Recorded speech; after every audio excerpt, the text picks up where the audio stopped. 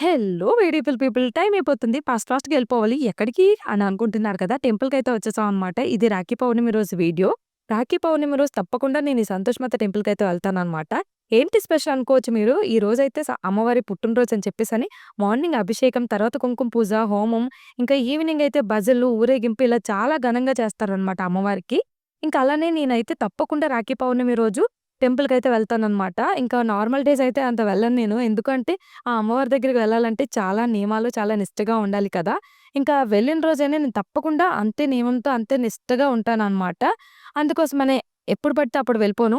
ఇలా పౌర్ణమి రోజు అదే రాఖీ పౌర్ణమి రోజు మాత్రం తప్పకుండా వెళ్తాననమాట. ఇంకా అలానే ఆ రోజంతా కూడా ఉంటాననమాట. ఇంకా అంతా గుడిలోనైతే ఇలా జరిగింది. ఇంకా అమ్మవారి ప్రసాదం అక్కడే పెడితే ఇంక తినేసి ఇంక ఇంటికొచ్చేయడం అనమాట. ఇంక ఎటువంటివి ఏది పడితే అది వేసేయకూడదు పొట్టలోని. ఎనీవేస్ ఇంకా రాఖీ పౌర్ణమి రోజు ఇదొక స్పెషల్ డే ఉందన్న విషయం ఎంతమందికి తెలుసో కామెంట్ చేసేయండి. ఇంక ఈ వీడియో నచ్చితే లైక్, షేర్, సబ్స్క్రైబ్.